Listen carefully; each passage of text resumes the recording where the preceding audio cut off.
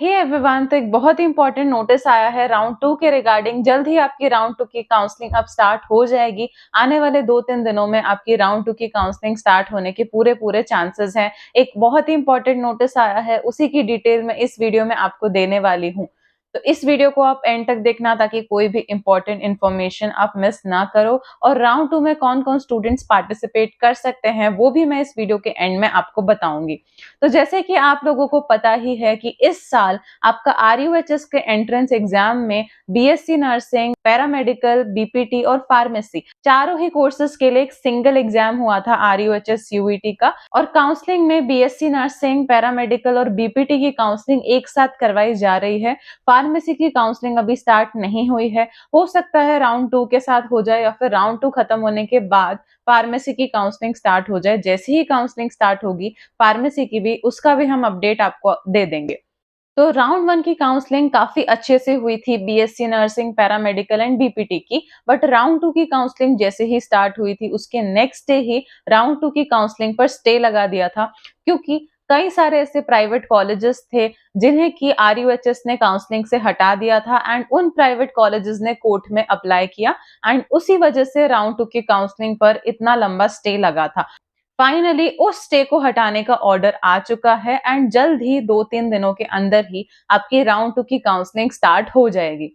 जो आपके private colleges थे उनको RUHS ने काउंसलिंग में शामिल करने की अप्रूवल दे दिया है, बट उन कॉलेजेस के आगे कोर्ट लिखा हुआ आएगा। ये प्राइवेट कॉलेजेस जैसे कि एपेक्स यूनिवर्सिटीज हैं, Shri Balaji nursing college, Siddharth institute of nursing, DPM college of nursing, Naman hospital and college of nursing, Saraswati college of nursing और भी कुछ कॉलेज हैं। टोटल 10 से 12 कॉलेजेस हैं, प्राइवेट कॉलेजेस, जिनको की काउंसलिंग में शामिल करने का अप्रूवल दे दिया गया है। तो इन सारे कॉलेजेस का कोर्ट केस आने वाले टाइम पर भी चलता रहेगा, बट काउंसलिंग में इनको शामिल कर दिया गया है। अब क्वेश्चन आता है कि दीदी हमें ये कोर्ट केस वाले कॉलेजेस को हमारी काउंसलिंग की चॉइस फिलिंग में फिल करना चाहिए या फिर नहीं। तो आप इन कॉलेजेस का रिसर्च करें, इन कॉलेजेस के बारे में, एंड अगर कॉलेज आपको अच्छा लगता है, थोड़ा ओल्ड कॉलेज है, तो आप अपनी काउंसलिंग में उन कॉलेजेस को शामिल कर सकते हैं। बट आपका जो अलॉटमेंट लेटर आएगा वो प्रोविजनल अलॉटमेंट लेटर की फॉर्म में आएगा इन कॉलेजेस के लिए। तो जब से हमारी काउंसलिंग रुकी थी, डेट पर डेट चेंज हो रही थी, बट फाइनली अब राउंड 2 की काउंसलिंग पे से स्टे हटाने का ऑर्डर आ चुका है। जितने भी प्राइवेट कॉलेजेस थे जिन पर कोर्ट केस चल रहा था, उनका इंस्पेक्शन हो चुका है, उनकी एक पॉजिटिव रिपोर्ट भी बन चुकी है एंड उसके बाद ही उन कॉलेजेस को काउंसलिंग में शामिल किया गया है।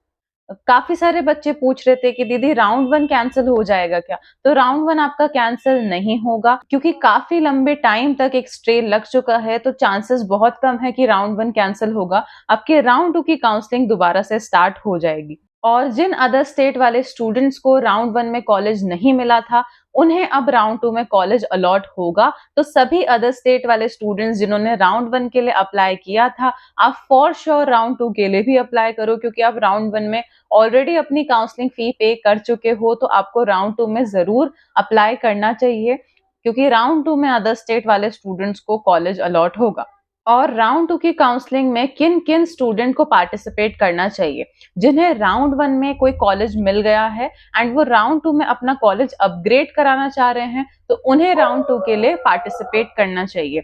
एंड अगर आपने राउंड 1 की काउंसलिंग के लिए पार्टिसिपेट नहीं भी किया था, तो भी आप डायरेक्टली राउंड 2 में पार्टिसिपेट कर सकते हो। एक न्यू रजिस्ट्रेशन विंडो ओपन होगी, आप उसमें रजिस्टर करोगे एंड देन चॉइस फिलिंग करोगे। तो आपने अगर राउंड 1 की काउंसलिंग के लिए अपियर नहीं भी किया है, तो भी आप इस बार राउंड 2 की काउंसलिंग के लिए अपियर कर सकते हो और न्यू चॉइसेस फिल कर सकते हो। और अगर आपको राउंड 1 में कोई भी कॉलेज अलॉट नहीं हुआ है एंड अदर स्टेट वाले स्टूडेंट, आप सब भी राउंड 2 के लिए अप्लाई कर सकते हो। अगर आपने राउंड 1 के लिए चॉइस फिलिंग में अपनी काउंसलिंग फी पे कर दी थी और आपको कॉलेज अलॉट नहीं हुआ है, तो राउंड 2 में आपको दोबारा चॉइस फिलिंग के लिए फी पे नहीं करनी होगी। और आप एक से ज्यादा कोर्सेज की भी काउंसलिंग करवा सकते हो। अगर आप सिर्फ BSc नर्सिंग की काउंसलिंग करवाना चाहते हो, तो आप सिर्फ BSc नर्सिंग की भी करवा सकते हो। आप तीनों कोर्सेज की काउंसलिंग करवाना चाहो, तो आप तीनों कोर्सेज की भी काउंसलिंग करवा सकते हो। BSc nursing, paramedical and BPT की काउंसलिंग एक साथ भी करवा सकते हो। आपको तीनों के लिए अलग अलग काउंसलिंग फी पे करनी होगी 550, 550, 550 और तीनों की ही जो आपकी प्रेफरेंस लिस्ट बनती है एक साथ बनती है। अगर आप बीएससी नर्सिंग को ऊपर रखना चाह रहे हो तो आप सभी बीएससी नर्सिंग के कॉलेजेस को ऊपर रखो, देन पैरामेडिकल के सारे कॉलेजेस को रखो एंड देन बीपीटी के कॉलेजेस को रखो। अगर आपके मार्क्स पर आपको पैरामेडिकल के अच्छे कॉलेजेस मिल रहे हैं तो आप पैरामेडिकल के अच्छे कॉलेजेस को ऊपर रखो एंड देन बीएससी नर्सिंग के एंड देन बीपीटी के कॉलेजेस को रखो। राउंड 2 के लिए आपको किस तरह से प्रेफरेंस लिस्ट बनानी चाहिए, किस तरह से चॉइस फिलिंग करनी चाहिए, उस पर भी हम आने वाले वीडियोस में आपके लिए वीडियो लेकर आएंगे। अब क्योंकि आपका राउंड 2 का जो पुराना शेड्यूल है उसके हिसाब से आपकी काउंसलिंग नहीं हुई थी, तो आपका एक नया शेड्यूल जारी होगा राउंड 2 एंड राउंड 3 काउंसलिंग के लिए। तो उसके हिसाब से आपकी राउंड 2 की काउंसलिंग अब स्टार्ट होगी एंड ये शेड्यूल एकदम परफेक्ट शेड्यूल होगा। इसी शेड्यूल के हिसाब से आपकी पूरी राउंड 2 की प्रोसेस चलेगी। तो जैसे ही आपका कोई भी अपडेट आता है हम वैसे ही आपको इन्फॉर्म कर देंगे। अगर आपको राउंड 1 में कोई अच्छा कॉलेज मिल चुका है तो आने वाले वीडियोस में हम आपको स्टडी मटेरियल्स एंड नोट्स भी प्रोवाइड करेंगे। आने वाले एग्जाम्स जो आपके होंगे उनसे रिलेटेड भी कंटेंट आपको इस चैनल पर मिलने वाला है। तो इस चैनल से आप कनेक्टेड रहें, बहुत काम आने वाला ये चैनल आपको। वही सारे आपके स्टेप्स होंगे काउंसलिंग के जो कि राउंड 1 के लिए थे।